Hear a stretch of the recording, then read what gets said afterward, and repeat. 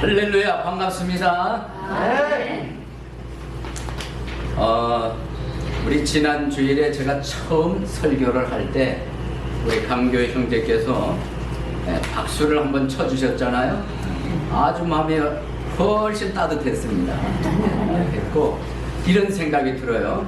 그동안 우리 강규호 형제께서는 이 씨앗을 뿌렸다면은 씨앗을 8년 동안 뿌렸다면은 제가 할 일은 이제 씨를 뿌렸으니까 이제 물을 주면 된다. 그러니까 씨 뿌리고 물 주고 그러면 그 다음에 하나님은 이제 자라나게 하실 줄 믿습니다. 건강한 모습으로 뵙게 돼서 감사드리고 특히 제가 처음 뵙는 우리 여기 자매를 모셔서 참 반갑습니다. 그런데 아주 오래전부터 잘 아는 사이처럼 전혀 낯설지가 않아요. 예, 건강한 모습을 뵈서 참 반갑습니다. 우리 하나님의 말씀 다 같이 차례 일어나셔서 잠언 29장 18절 잠언 29장 18절 말씀을 제가 한번 읽고 여러분과 제가 함께 읽도록 하겠습니다. 구약 성경이지요. 시편 다음에 나오는 잠언 29장 18절 말씀. 예. 잠언 29장 18절이 되겠습니다. 천천히 찾으세요. 급할 거 없습니다. 잠언 29장 18절 말씀. 저하고 똑같은 성경을 가지고 계시다면 구약 997면에 찾을 수가 있겠습니다. 좀 다를 수 있어요. 잠언 29장 18절 시작. 환상 계시가 없는 곳에서는 백성이 망하거니와 법을 지키는 자는 행복하니라. 제가 다시 한번 읽습니다. 환상 계시가 없는 곳에서는 백성이 망하거니와 법을 지키는 자는 행복하니라. 아멘. 잠깐 기도드리겠습니다. 하나님 아버지, 오늘 이 말씀을 축복해 주시옵소서. 말씀을 전하는 자나 말씀을 듣는 자에게 성령님이 감화 감동하여 주시옵소서. 아멘. 예수님의 이름으로 기도드리옵나이다. 아멘. 자리에 앉으시기 바랍니다. 아니, 김인환 목사님이 오셨는데 목회를 어떻게 해나가실 거지? 어떤 방향으로 가실 거지? 산으로 데려가려나, 바다로 데려가려나, 골짜기로 데려가려나, 풀밭으로 데려가려나. 도대체 김현은 목사님 목회 목표가 뭐지? 궁금하시지요? 궁금하시지요? 네. 지난 주일에는 야고보서 말씀 시작을 해놓고 일부러 오늘 김윤환 목사가 어떻게 목회하는지 비전에 대해서 이제 말씀을 드리려고 준비를 했습니다. 방금 읽은 말씀을 보니까 환상 계시가 없는 곳에서는 백성이 망한다 그랬습니다. 간단히 요약을 하면은 꿈이 없는 백성, 비전이 없는 백성은 망한다. 그런 말씀입니다. 맞습니다. 우리 교회가 만약에 꿈이 없다면, 미래가 없다면 머지않아 쪼그라들고 망할 수밖에 없을 것입니다. 이 말씀을 중심으로 해서 김인환 목사가 어떤 비전을 가지고 있는지, 꿈이 뭔지, 목회 철학이 뭔지, 어떤 목표를 가지고 있는지 아마도 한 3주, 4주에 걸쳐서 여러분에게 말씀드릴 예정으로 있습니다. 제가 이사와서 2주 동안 주 정부 방침에 따라서 자가 격리하고 있던 어느 날 강규 형제께서 방문을 하셨습니다. 시원한 바람이 부는 뒤뜰이 있거든요. 테이블에 앉아서 근황 주고받고 있다가 교회 이야기 이런저런 얘기를 나누고 있는데 갑자기 제 마음속에 물어보고 싶은 게 하나 딱 떠오르는 거예요. 물어보고 싶은 것은 제가 캘리포니아 이사 오기 전에 있던 거기서도 생각을 가지고 있어요. 그래서 물었어요. 강교 형제님, 교회 이름을 샬롬 침례교회라고 지었는데 왜 샬롬을 붙였습니까? 뭔 특별한 이유가 있습니까? 라고 물었어요. 기억나시죠? 네. 그랬더니 네. 교회 이름을 지을 때 뭐 이런저런 교회 이름을 이렇게 하자는 추천이 들어왔었는데요. 그러다 뭐 결국은 모아진 것이 샬롬 침례교회라고 지었습니다. 얼마나 좋습니까? 뭐 평화의 의미도 있지요, 평안의 의미도 있지요. 뭐 평화, 뭐 사람과도 평화하고 사람과도 평화하고 얼마나 좋습니까? 그래서 샬롬 침례교회라고 지었습니다 라고 대답을 하시는 거예요. 맞지요? 예. 그래서 제가 뭐라고 대꾸를 했는가 하면 이름 참 잘 지셨습니다, 잘 지었다고 화답을 했습니다. 여러분, 이름은요 잘 지어야 돼요. 참 잘 지어야 돼요. 모세와 하나님 사이에 아주 팽팽한 대화가 이어지고 있었습니다. 모세가 하나님께 질문을 해요. 하나님께서 나를 너에게 보내셨느니라 라고 하면 그들이 나한테 묻기를 그분의 이름이 뭐냐? 라고 물을 건데 제가 뭐라고 대답을 해야 되겠습니까? 그랬더니 하나님이 이러고 얘기하시는 거예요. 나는 스스로 있는 자니라. 너는 이스라엘 자손에게 말하기를 스스로 계시니께서 나를 보내셨다고 가서 말을 해라 라고 대답을 하셨습니다. 여러분, 그러고 보면 하나님도 이름이 있어요.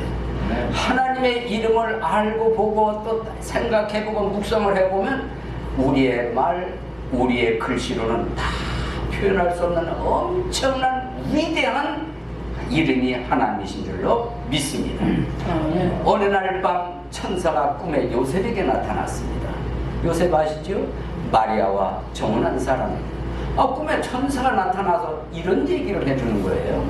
요셉아, 내가 아들을 낳을 건데 그 이름을 예수라고 지어라. 아멘. 예수의 이름 뜻은 자기 백성을 그들의 죄에서 구원한다, 이런 뜻이다. 깨고 보니까 꿈이에요. 근데 그 꿈대로 일러준 대로 아들을 낳아서 이름을 예수라고 지었습니다. 예수님은 이름대로 저와 여러분을 위해서 십자가에서 모든 문제를 해결해 주셨습니다. 성경 기록대로 장사친 이제 3만에 부활하셨습니다. 그래서 그분은 이름대로 메시아가 되셨고 구세주가 되셨습니다. 아멘. 예수는 인성의 이름이라고 한다면 그리스도는 신성의 이름이라고 말할 수 있습니다. 인성은 사람의 성품이고 신성은 하나님의 성품을 말해요. 예수란 인성의 의미를 가진 이름이고 그리스도란 신성의 의미를 가진 이름이다, 이렇게 이해하시면 되겠습니다. 기독교 역사 속에 수많은 작가들, 시인들이 예수님의 이름을 얼마나 귀하게 여겼는지, 얼마나 놀라워했는지 많은 시를 쓰고 글을 썼습니다. 우리 찬송가도 있어요. 슬픈 마음 있는 사람 예수 이름 믿으면 영원토록 피어남없는 기쁜 마음 얻으리. 후렴은 어떻게 됐나요? 예수의 이름은 세상의 소망이에요. 예수의 이름은 천국의 기쁨일세. 자, 이렇게 되면 어떻게 하자고 그랬죠? 좀 그런 척 해달라고 그랬죠? 예수의 이름은 천국의 소망, 영원한 기쁨이라고 그랬습니다. 예수님이 죽음을 앞두고서 제자들을 불러놓고 이런 얘기를 하세요. 얘들아, 위로자 곧 아버지께서 내 이름으로 보내실 성령님 그분께서 너에게 모든 것을 가르치시고 내가 너에게 무엇을 말하였든지 너희가 모든 것을 기억나게 해 주실 것이다. 예수님이 가시면은 다른 분이 오신다는 거예요. 그 다른 분의 이름이 위로자, 다른 말로는 성령님이라고 그래요. 그러니까 예수님이 가신 다음에 그 약속대로 성령님이 오셨습니다. 성령님이 오셔서 우리로 하여금 죄를 깨닫게 하시고, 성령님이 오셔서 우리로 하여금 복음을 깨닫게 하시고, 성령님이 오셔서 우리로 하여금 믿게 하시고, 성령님이 오셔서 우리로 하여금 회개하게 하시고 구원받게 하셨어요. 아멘. 성령님이 오셔서 우리로 하여금 어려움을 당할 때, 슬픔을 당할 때, 고난을 당할 때, 큰 어려움 속에 있을 때 위로하는 역할을 해 주셨습니다. 보호해주는 역할을 해 주셨습니다. 성령 곧 위로자로서의 이름대로 지금도 그런 일을 하고 계시는 줄로 믿습니다. 여러분, 우리는 이렇게 성경 속에 나타난 삼위일체 하나님의 이름 외에도 성경을 읽어보면 수많은 사람들의 이름이 기록되어 있어요. 아울러 그 이름 뜻이 무엇인지를 소개해 주고 있습니다. 예를 들어 볼까요? 아브라함 이름 뜻이 뭐죠? 열국의 아버지. 이삭 무슨 뜻이라고 그랬죠? 웃음이라고 그랬습니다. 야곱 이름 뜻이 뭐라고 그랬죠? 발뒤꿈치를 붙잡는 자라는 뜻입니다. 그 외에도 성경에 다윗 그러면 사랑한다는 뜻이에요. 솔로몬은 그러면 샬롬과 비슷한 의미로 평화라는 뜻입니다. 신약 성경의 베드로는 무슨 뜻이지요? 반석이라는 뜻입니다. 예수님의 수제 가운데 하나님 요한은 무슨 뜻일까요? 여호와의 사랑하는 자라는 뜻입니다. 성경은 반드시 이름과 의미를 설명해주고 있는 것입니다. 저의 부친은 제가 5살 때 돌아가셨습니다. 아버지에 대한 기억이 거의 없습니다. 모습의 기억이 없습니다. 저의 어머니는 제가 소명받고 대전에서 처음 개척하던 그 해에 소천을 하셨습니다. 제 이름을 누가 지어줬는가 들어보니 아버님이 지어주셨대요. 김인환 아닙니까? 인자는 동방인자에다가 환자는 불꽃 환자라고 설명 들었습니다. 의미를 연결을 지켜보니까 대단해요. 동방에서 불이다. 어이야. 제가 3형제예요. 제 2로 형님 2분이 계시는데 이름 뜻을 이렇게 풀어보면 다 그런 의미예요. 뭐 동쪽에서 불이다, 또 뭐 큰 날에 불이다, 이런 의미로서 아버님이 이름을 지어주셨더라고요. 그런데 젊었을 때는 몰랐는데 나이가 들면서 나름 해석을 해보니까 구원받고 나서요, 이야, 아버님이 이름을 너무 잘 주신 거예요. 내가 누구를 믿지? 빛 대신 예수님을 믿지. 그분의 자녀가 됐지? 그럼 자녀된 나도 빛을 비춰야지. 그런 의미에서 보면 참 우리 선생이 이름 잘 지셨다. 그래서 가끔은 거울 속에 비추는 나를 보고, 임하나, 이제 제가 묻고 대답을, 왜? 네 이름이 임한이지? 그렇지. 이름값을 허냐? 아유, 아직 잘 안 되네. 그래요? 그럼 잘해야지. 그래야지. 혼자 묻고 대답하고 묻고 답하면서 자꾸 뭔 생각을 하면 이름값을 해야지. 그러다 보니까 60이 넘어갔어요. 아이고, 세월이 어떻게 그렇게 빨리 지나가는지. 여러분, 제 이름에 의미가 있듯 여러분 각자의 이름에 의미가 있는 줄로 믿습니다. 이름에 뜻이 있는 줄로 믿습니다. 여러분, 이름에는요 반드시 아무렇게나 짓는 게 아니에요.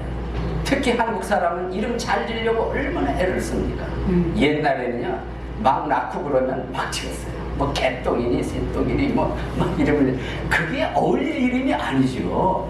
생각을 하고 짓는데 저의 이름에도 의미가 있고 여러분 모두 의미가 있다는 걸 기억해 주시기 바랍니다. 그래서 이름에는 정신이 들어있다, 이름대로 되라는 기대와 소원이 반드시 있다는 거예요. 그러므로 사람에게 이름을 지었으면 이름에 걸맞는 사람이 되어야 하고 이름에 걸맞는 삶을 살아야 되는 게 마땅한 줄로 믿습니다. 마찬가지로 교회도 이름이 있는 거예요. 앞서 말씀드린 것처럼 이 교회 이름은 샬롬 붙여서 샬롬 침례교회다. 아주 잘 지었고 아주 좋은 이름이라고 믿습니다. 이럴 때는 좀 안 그래도 그런 척 해달라고 그랬죠. 이 교회는 샬롬 침례교회인데 잘 지었어요. 잘 지었어요. 샬롬 침례교회. 이제 서서히 박자가 맞아가는 거예요. 오늘 읽은 잠언 29장 18절 말씀을 중심으로 해서 이 샬롬 침례교회 이름을 잘 기억하면서 김연한 목사의 목회 비전, 철학이 무엇인가? 첫째로, 저의 목회 비전은 샬롬 목회 비전입니다. 네. 샬롬. 그냥 샬롬이라고 생각하지 마시고 영어를 기억해 주세요. 영어 S H A L O M 샬롬 목회 철학을 가지고 있습니다. 오늘은 여러 주에 나눠서 말씀드린 가운데 첫 번째로 우선 샬롬의 의미를 생각하면서 그 근거를 생각하면서 한 그 목회 철학을 말씀드리고자 하는 것입니다. 나의 목회 비전은 샬롬 목회다. 샬롬 목회다. 이 샬롬은 하나님과의 평화, 사람과의 평화를 골자로 하는 것입니다. 두 가지 길이 있는 거죠. 위로 하나님과는 평화하고 옆으로 사람과는 평화하고 위로도 평화, 옆으로도 평화. 이 정신이 깃들어 있는 것입니다. 여러분 샬롬이라는 말을 자주 하시지요? 자주 쓰지요? 네. 만약 그렇지 않았다면 지금부터는 입에 달고 사셔야 됩니다. 샬롬. 따라합시다. 샬롬. 샬롬. 이건 한글이 아니에요. 우리말이 아니에요. 히브리어입니다. 유대 민족들이 쓰는 히브리어예요. 이걸 번역하면 뭐 성경학자들이 언어학자들이 해석을 해보니까 자그마치 25가지나 돼요. 뜻이.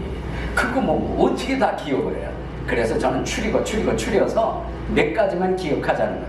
해석의 내용은 평안의 의미, 평화의 의미, 평강의 의미가 있다는 거예요. 어디에?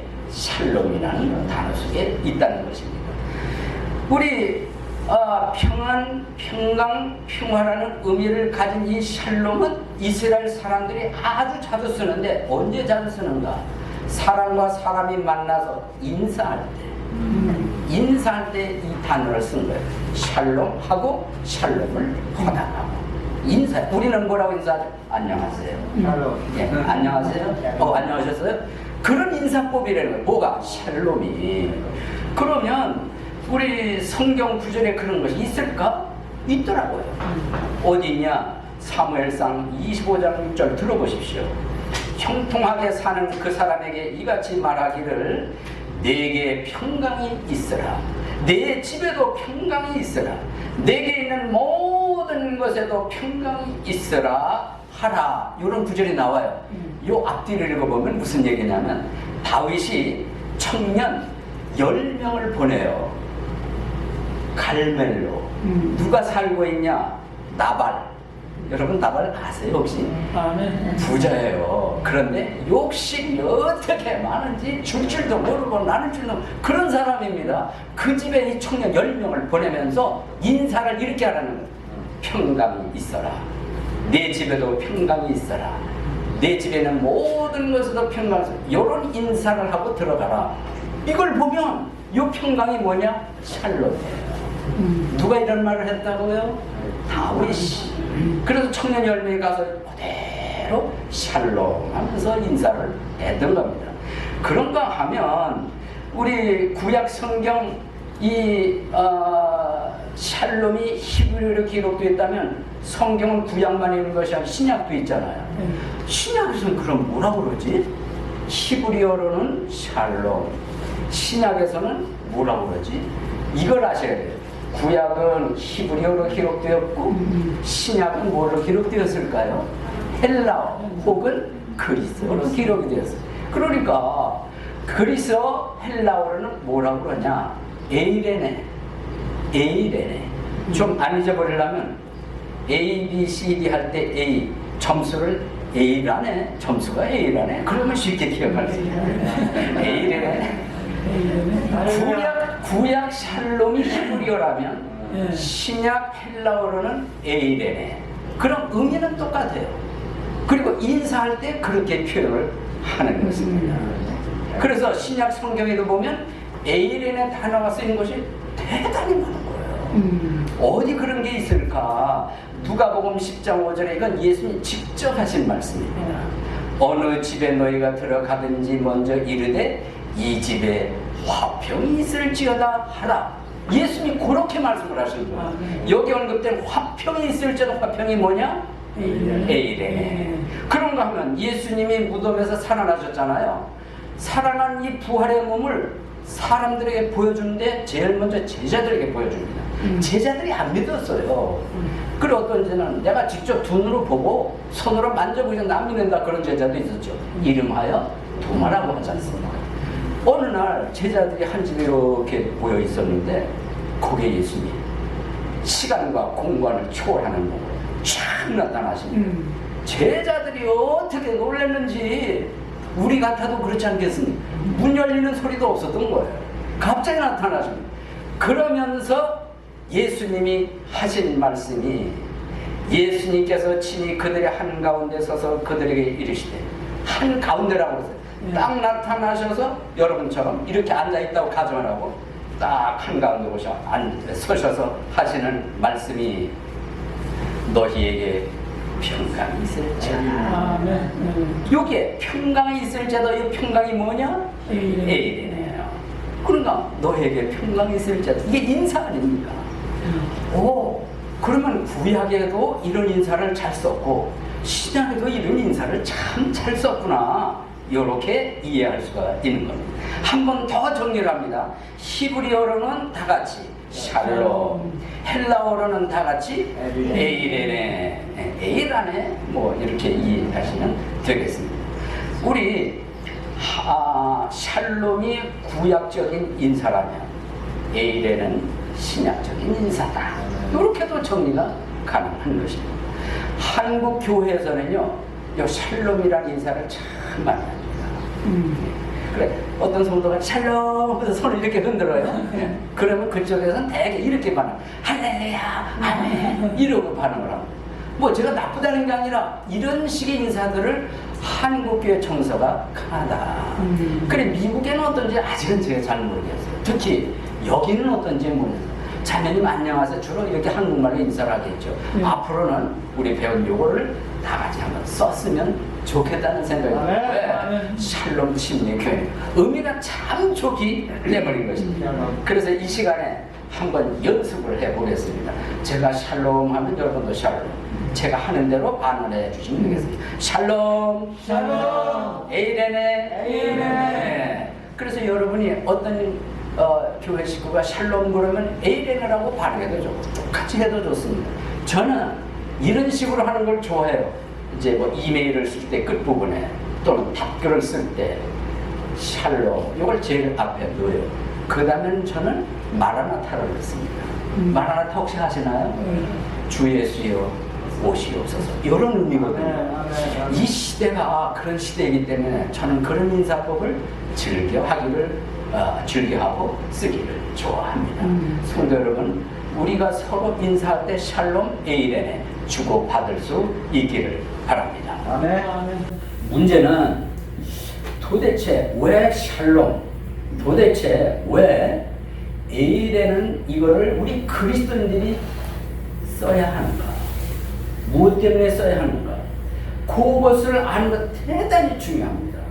물론 인사란 단순한 이걸 떠나서 왜 평강, 평화, 평안 의미를 담긴 샬롬, 에이레네 이런 인사를 우리가 주고받아야 하는가? 그 이유, 그 원인 도대체 뭔가 대단히 중요합니다. 그것은 말입니다.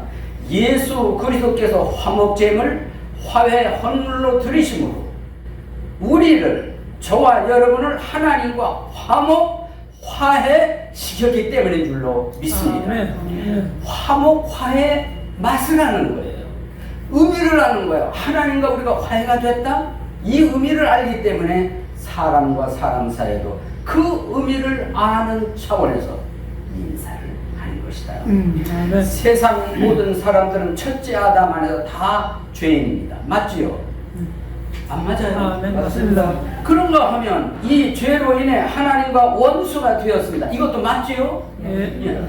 죄인들과 거룩하신 하나님과 원수 사이를 화평하게 하시려고 예수님이 십자가에서 화목제물, 화해 헌물로 돌아가신 겁니다. 그러니까 화평, 화해라는 말은 그런 의미가 있어요.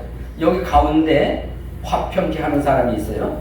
이쪽에도 사람이 있고 이쪽 사람인데 이 둘 사이가 원만하지 못하는 아주 껄끄러운 거예요. 근데 가운데 있는 사람이 어떻게 하냐? 이쪽을 잘 달래주는 거예요. 이쪽에 있는 사람도 잘 달래주는 이 사람이 이쪽에 있는 사람과 죽일 놈이라고 해서도 그런 말을 안 해.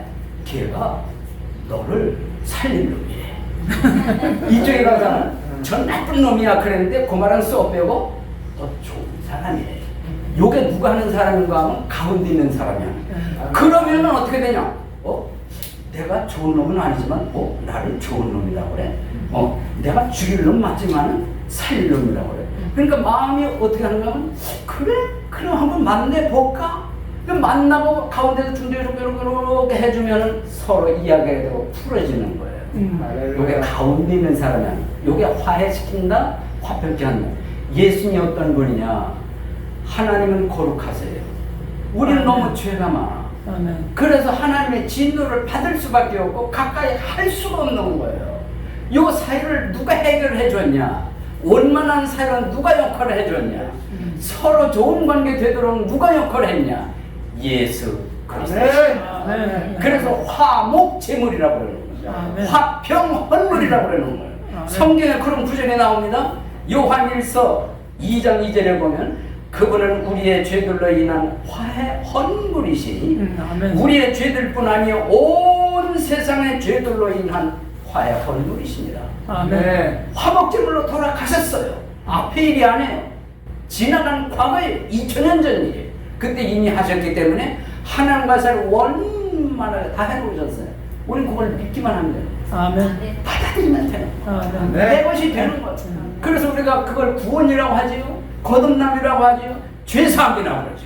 이렇게 죄사함 받은 사람은 하나님과 너무너무 사이가 좋아서 하나님 아버지라고 부르는 것이고 나의 아버지라고 부르는 것이고 살아계신 나의 주님이라고 부르는 것이고 그래서 하나님은 나의 사랑하는 아들아, 사랑하는 딸아, 자녀들아 이런 관계가 되는 줄로 믿습니다. 그러기 때문에 하나님과 화평을 이룬 사람은 화평의 의미를 아는 거예요. 맛을 아는 거예요. 그래서 인사할 때도 샬롬, 에이덴의 그 의미를 생각하면서 하는 거예요. 우리는 맛을 알았기 때문에 하나님과 화평했으니까 나는 화평케 하는 사람이지 인간 사이에서 그런 의미로 인사를 주고받아야 하는 줄로 믿습니다. 중요한 것은 속죄함이에요. 속죄함마다 확신을 가지면 기뻐요. 말하는 수 없이 기뻐요. 죄에서 해방이 됐기 때문에. 그래서 노래하지 않습니까? 속죄함 속죄함 주 예수 내 죄를 속했네. 할렐루야 소리를 합하여 함께 찬송하세요. 그 피로 속죄함 얻었네. 할렐루야. 죄사함 받은 자는 하나님과 화평하게 됐고 피 공로로 죄사함 받은 자에게 뒤따라오는 것, 반드시 뒤따라오는 것, 그게 바로 평안입니다. 평안인 것입니다. 로마서 5장 10절에 이는 우리가 원수였을 때 하나님의 그 돌아가심으로 우리가 예수 그리스도 안에서 하나님과 화평하게 됐다. 그래서 우리가 구원받은 자는 하나님과 계속 화평관계를 유지할 뿐만 아니라 사람과도 화평관계를 유지해야 된다라는 말씀을 해주셨습니다. 여러분, 우리가 하나님과 화평케 됐으면은 그래서 마음이 기뻐서 사람에게 인사도 그렇게 하는데 하나님이 다른 성경 구절을 보니까 너희가 나와 화평하게 되었으면 네가 할 일이 있다 이러시는 거예요. 그 할 일이 뭐냐? 성경 구절 읽어보니까 너와 내가 화평하게 되었으니 너도 가서 화평케 하는 일을 해라. 아니 인사만이 아니고 실제로 그렇게 하라고 말씀을 하셨어요. 그렇게 하는 일을 사도 바울이 멋지게 표현했습니다. 대사라고 했어요. 무슨 대사? 화평케 하는 대사라고 했습니다. 어린 줄 아세요? 이게 성경이 있거든요. 예, 이 성경 고린도후서 5장 18절 20절 그런 말씀이 나와요. 잘 들어보세요. 또 모든 것이 하나님에게서 났으며 그분께서 예수 그리스도를 통하여 우리를 자신과 화해하게 하시고 또 화해하게 하는 사역을 우리에게 주셨으니 곧 하나님께서 그리스도 안에 계시사 세상을 자신과 화해하게 하시며 그들의 범법을 그들에게 돌리지 아니하시고 화해하게 하는 말씀을 우리에게 맡기셨느니라. 그런즉 하나님께서 우리를 통해 너에게 간청하시는 것 같이 이제 우리가 그리스도를 위한, 그 다음에 나와요. 이제 우리가 그리스도를 위한 대사가 돼요. 아멘. 그리스도를 대신한 너에게 간구하노니 너희는 하나님과 화해하라. 아멘. 성경에 있다니까요. 대사래요. 우리가 무슨 대사? 화평 대사. 대사가 뭡니까? 한 나라를 대표해서 다른 나라에 파견해 가 있는 사람이에요. 이 사람은 말 함부로 하지 않습니다.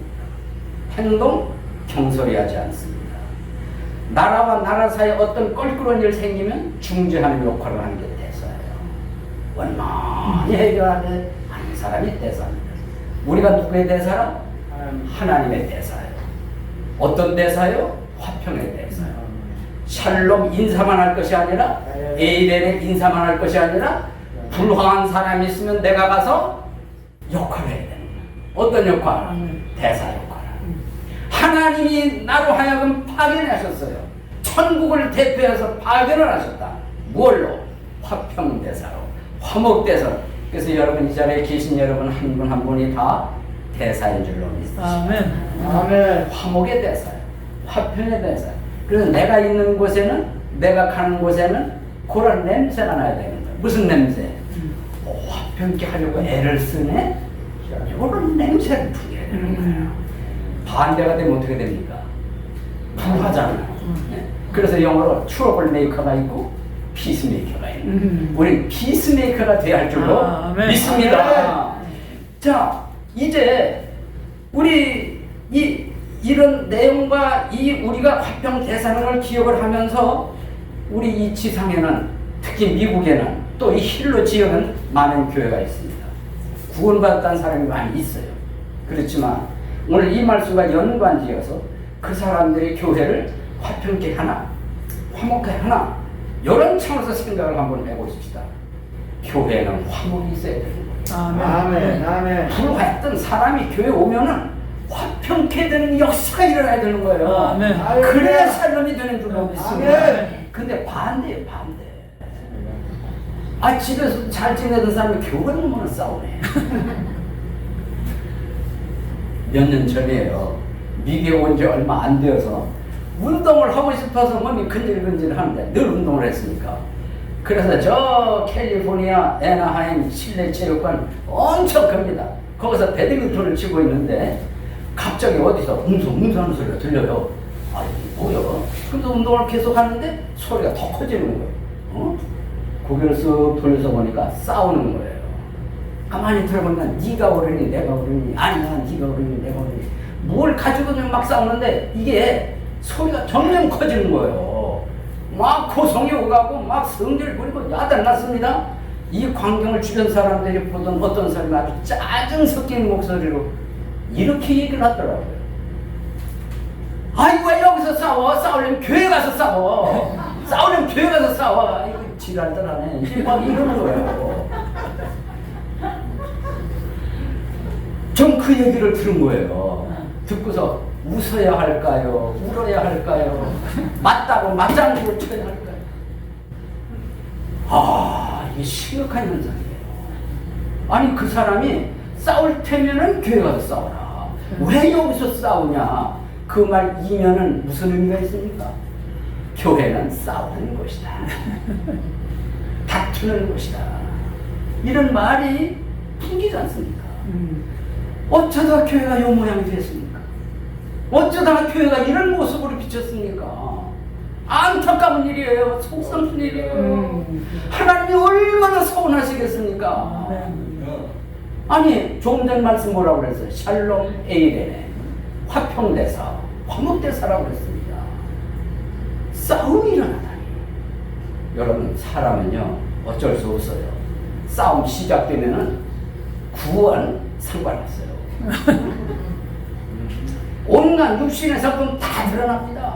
안 했던 욕도 튀어나오고요. 죽일 놈 살릴 놈. 그러니까 아주 못된 성품이 다 드러나는 거예요. 부패한 언어 다 드러나는 거예요. 그러니까 그때는요 세상 사람인지 아닌지 구별이 안 돼요. 이건 교회 모습이 아니다. 샬롬의 의미가 아니다. 에렌의 모습이 아니다. 화평 대사의 모습이 아니다. 그걸 우리가 기억하자는 거예요. 여러분, 아멘. 저는 이 기도회가 부임하고 올 때 꿈이 있었어요. 샬롬 진료에 가는 꿈이 있었어요. 하나님이 그런 마음을 주셨습니다. 이름값을 해보자. 샬롬 진료에 이름값을 한번 세워보자. 제 목회 철학이 무엇이라고? 샬롬이라고 했어요. 앞으로도 말씀드리겠지만 단순히 인사의 샬롬이 아니에요. 거기에 영어로 있지요. 영어 글자 하나하나마다 기능이 들어있는 거예요. 그거는 다음에 말씀드리고자 합니다. 영어의 첫 글자마다 기능이 들어있는 거예요. 그걸 구체적으로 이게 한 주 한 주마다 말씀드립니다. 그게 저의 샬롬 목회 철학이고 비전이에요. 여러분 잘 들으시고 이런 기능 할 수 없는 걸 제가 말씀드리지도 않고 못하는 걸 요구하지도 않고 할 수 있는 거예요. 얼마든지 가능합니다. 아멘. 성도 여러분, 그런 의미에서 우리가 이 지역에서 그러면은 지금까지 8년의 세월을 지내오면서 샬롬 침례 교회는 이 지역 사회에 대해서 어떤 인식을 심어주었을까? 어떤 소문이 나 있을까? 지역 사회인들은 샬롬 침례 교회는 어떤 생각을 떠올릴까? 어떤 평가를 내리고 있을까? 이것을 잘 생각해요. 저는 모르겠어요. 아직은 모르겠어요. 그러나 한 가지 이름을 잘 지었으니까 할렐루야. 이름을 잘 지었으니까 아마 이름값을 잘해서 주변 사람들에게 좋은 이미지가 심어졌다고 저는 믿고, 근데 이거는 분명해요. 성경적인 바른 말씀, 성경을 기초로 바른 교리 때문에 아이 그게 너무해 뭐 어쩌고저쩌고 그런 건 괜찮아요. 뭐 구원에 대해서 좀 회수를 자주 하거나 뭐 강도를 세게 하면 아 그게 뭐 구원 아니야? 뭐 구원 하지 뭐 이러고 얘기를 할 수 있단 말이에요. 그런 건 괜찮아요. 아멘. 아 예수님이 구원 시키라는데 구원 뭐 10번 100번 하든 아무 문제 없잖아요. 그러나 구원파가 있긴 있어요. 거기하고 똑같진 않거든. 근데 그게 똑같다고 하는 건 그들 잘못이지. 아 우리가 뭐 언제 똑같다고 그랬나요? 예, 그러니까 그런 건 이제 다만 뭐냐, 불화하는 모습, 분열하는 모습, 언어가 아주 그냥 속된 말로 개판이면 안 되거든요.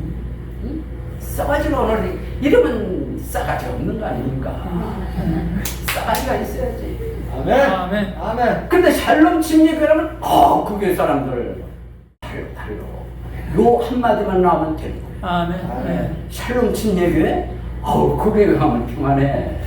그러면 되는 거예요. 아멘. 그게 가지 마라. 거기 가면 속만 상하고 거기 가면 쌈만 일어나고 쌈박질 말고 가지 마라. 그럼 망하는 거예요. 왜 그러지 말자는 거죠. 아멘. 샬롬 침례교회는 소문을 잘 심어요. 잘 심어요. 아무리 예수 믿으세요 붙잡고 전도주가 맨날 해도 소용없어요. 말에 뒷받침이 돼야지. 그거는 뭐냐, 오늘 성경 공부 시간에 했습니다. 변화예요. 변화되지 않는 말 설득력 없다. 변화되지 않는 전도 힘이 없다. 우리가 소문을 좋게 내야 되는데 여러분 어려울 거 없어요. 들은 말씀 하나 한꺼번에 다 하려고 그러지 마세요. 하나부터 작은 것부터 차근차근 해나가다 보면 나도 모르는 사이에 되돌아보니 나를 많이 변했네. 이런 순간이 오게 되는 줄로 믿습니다. 예. 그러니까 하나님 말씀은 살아있기 때문에 하나님 말씀이 나를 변화시켜 주세요. 내가 말씀을 붙잡습니다. 이런 믿음 가지면 외면하지 않으시거든요. 내버려 두지 않으시거든요. 그 마음 정성을 보시고 믿음을 보시고 변화의 역사를 일으키신 줄로 믿습니다. 우리 주변에서 카톨릭과 이해하세요. 카톨릭과 개신교를 비교해서 나름대로 조사했더니 특징이 나오더래요. 특징 나온 거를 이렇게 묘사를 하더라고요. 카톨릭은 싸우거나 분열하지 않는 특성이 있다. 개신교는 계거품을 물고 싸우고 툭하면 갈라지는 특성이 있다. 그리고 그걸 들어보니까 다는 이쪽이나 저쪽 다는 동의는 안 되지만은 현실이 맞다는 생각이 가톨릭은 잘 안 싸우거든요. 잘 안 갈라지거든요. 개신교가 개고품을 물고 싸우는 게 북한은 갈라지고 이리 갈라지고 저리 갈라지고 참 부끄러운 일이에요. 우리는 개신교예요? 아니요. 개고품을 물고 싸우는 개신교예요? 이게 무슨 일이 아니죠.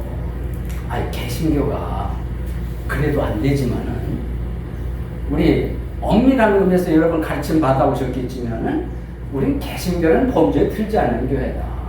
개신교는 가톨릭에서 개신에서 나온 거예요. 근데 우리는 가톨릭에서 나온 게 아니고 우리의 뿌리 신앙의 뿌리는 성경의 뿌리고 예수님 당시에 이어져 내는 교회 뿌리를 두고 친일 신앙이 거기 있다. 간단히 말해서 그거 아닙니까? 그래서 우리는 가톨릭에서 참 개혁이 돼서 종교개혁이 이렇게 해서 나온 그 개신교다 그렇게 이야기를 못하는 거예요. 뿌리가 거기 있다 보니까 이렇게만 이해하시고 우리가 배우려고 하고 강조하려는 게 뭡니까? 교회는 화목한 교회야. 아멘. 싸워서 안 된다. 분열해서는 안 된다. 요거를 이 시간에 우리 마음속에 새기자고 하는 의미입니다. 우리 예수님께서 나지막한 산에 올라가셨어요. 말씀을 하셨어요. 요 말씀을 들으려고 많은 사람이 모여들었습니다.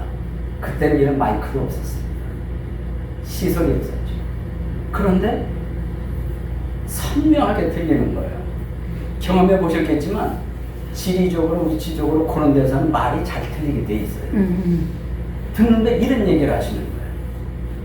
마음이 가난한 자는 복입니다. 온유한 자는 복입니다. 마음이 청결한 자는 복입니다. 아시죠? 네. 그걸 일컬어 성경학자들이 이름을 붙였어요. 산상수훈이다. 산상복음. 아주 보배로운 가르침이다. 우리 삶에 꼭 기억하고 간직해야 할 말씀. 오죽하면 산상수훈 산상복이라고 했습니다. 그렇게 복 있는 자, 복 있는 자, 복 있는 자를 가신 가운데 아주 관심을 끄는 내용이 있어요. 화평케 하는 자는 복이 있나니 저희가 하나님의 아들이라 일컬음 받는다. 우리 흥정역 성경 이렇게 번역을 했어요. 화평케 하는 자는 복이 있는데 그들이 하나님의 아이들이라 일컬음을 받는다. 뭐 따지고 의미가 다 거기서 거기에요. 다른 데는 다 복이 있다고 하면서 그저 그렇고 그런데 유독 이 화평케 하는 대목에서는 뭐라고 하는 거 하니? 하나님의 아들이라 일컬음을 받는다 그랬습니다. 여러분 이게 보통 특권입니까? 보통 축복입니까? 그런 까닭에 우리가 화목케 하는 일을 하면 하나님께서 너는 내 아들이다. 너는 내 딸이다. 나의 자녀들이다. 이런 인정을 받는다는 의미인 줄로 믿습니다. 세상 사람들이 볼 때 샬롬 친례 교회 다니는 아무한데 아니야?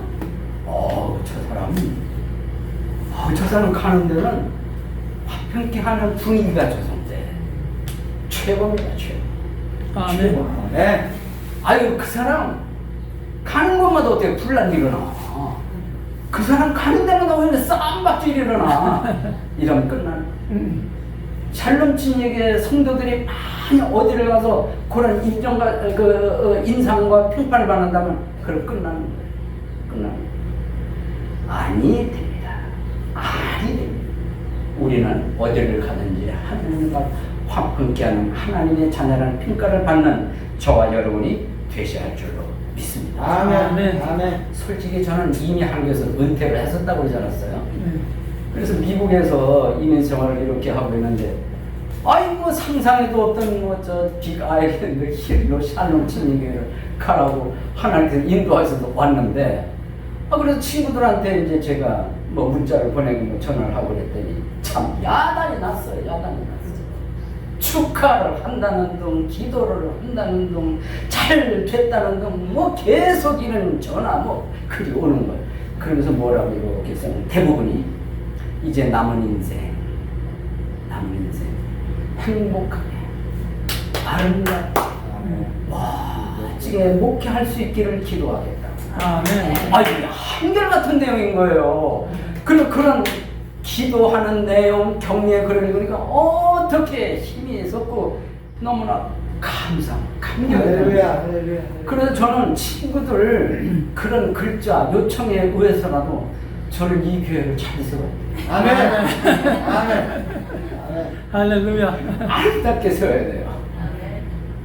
안사람과 제가 이 교회 올 때 꿈이 있었어요. 우리 샬롬 친구에게 이제 남은 인생. 지금 이 나이는 다 은퇴를 하고 있고 혼자 찾고 있거든요. 근데 물러날 때 저는 이제 시작한다고 왔으니 이제 얼마가 될는지는 모르지만 하나님이 뭐 부르시든지 그만하라고 하시든지 그때까지는 다른 거 없어요. 계속 할 테니까 말리지 마십시오. 할렐루야. 다만 뭐가 필요하냐? 저는 철학이 있다니까요. 목표가 있다니까요. 꿈이 있다니까요. 이름대로 샬롬 친위교회를 화목한 교회, 화평한 교회, 요래가지고 소문이 좀 주변에 났으면 좋겠어요. 아멘. 킬로 지역에 퍼졌으면 좋겠어요. 여기 한번 소문이 이렇게 나기 시작하면 소문이라는 게 그게 뭐 바람는 소문 천리는 길을 간다고 금방 퍼지거든요. 비가 아일랜드만 퍼지는 게 아니라 이 주변에 뭔 섬이 있던데 전 기억도 안 기억도 안 나는 호놀룰루까지 이제 퍼지게 돼 하와이 전체도 퍼지게 될 줄로 믿고 또 미디어를 통해서도 많이 퍼지게 될 줄로 믿습니다. 이런 말씀만 들어도 마음이 좋지요? 이 평안이다. 기분이 좋다는 거예요. 뭔가 꿈이 생기잖아요. 뭔가 좀 해보고 싶은 마음이 들어요. 그래서 아멘도 하는 것이고 고개를 끄덕끄덕하는 거. 그래서 저는 이 목회 비전에 대한 첫 번째 설교는 글자 기능 하나하나까지는 아직 못 갔어요. 오늘은 이 샬롬이라는 의미만 얘기한 것이고 그 의미가 두 가지가 있다. 요약을 하면 하나님과 평안, 사람과 평안하니. 인사만 하는 게 아니라 우리는 삶이 화평케 하는 일을 해야 된다. 교회가 그런 일을 해요. 이런 내용으로 목회 철학 첫 번째를 말씀드린 겁니다. 아멘. 이해가 되시죠? 아멘. 결론입니다. 사랑하는 성도 여러분, 저와 함께 샬롬 교회를, 샬롬 친위교회를 진짜 이름에 걸만한 교회 한번 세워봅시다. 아멘. 할렐루야. 아멘. 네, 그렇게 되시면은 아멘 해보세요. 아멘. 조금 더 큰 소리로 아멘. 아멘. 진짜 아멘이시면 두 손 들고 아멘. 아멘. 다 같이 일어나서 기도하겠습니다. 찬송가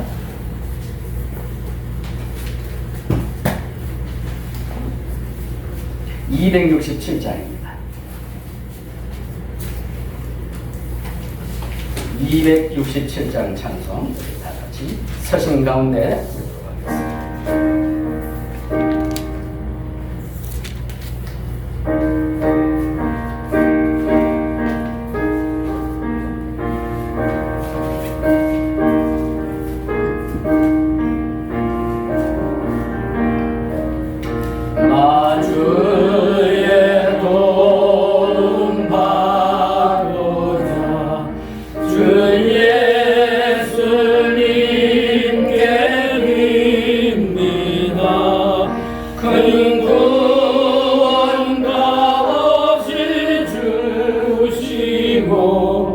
날 받아주소서. 그렇습니다. 내 모습 이대로 주 받아주소서. 주 받아주소서.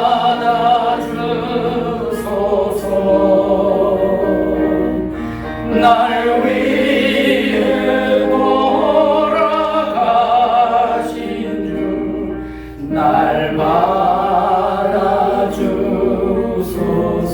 2절 아멘. 가사 생각합니다.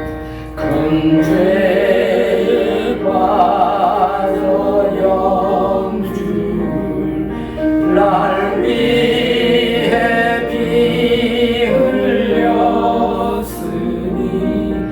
주 형상대로 믿으사 날 받아주소서.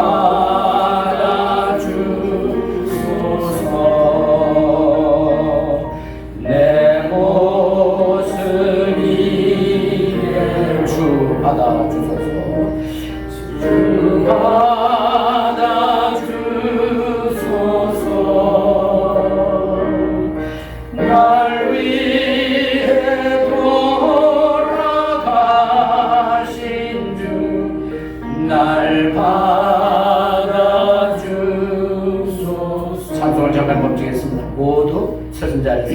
커다란 두 손을 모시고 머리를 하나님 앞에 숙이시고 피아노 반주하는 동안 하나님 날 받아주세요. 나를 좀 도와주세요. 오늘 들은 말씀처럼 평화의 사람이 되기를 원합니다. 화평의 대사, 화목의 대사가 되기를 원합니다. 나를 좀 도와주십시오.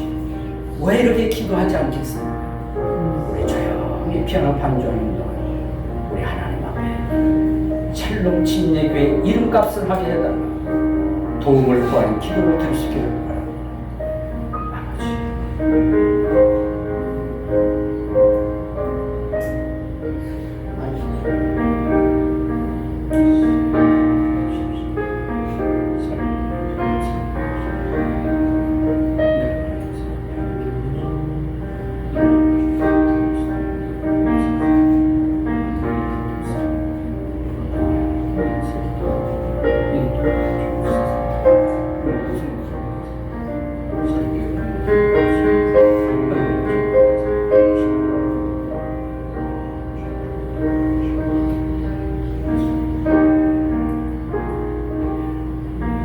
아버지, 마지막 4절을 다 같이 서신 가운데 부르도록 하겠습니다. 네, 주님 서신 바랍니다. 내 주님 서신 바랍니다. 나 구러 엎드렸으니 주님의 일을 이루게 날 받아주소서.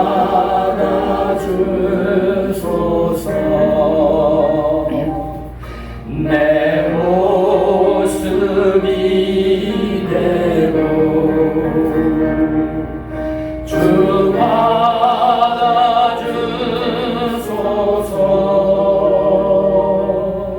날 위해 돌아가신 주 날 받아주소서.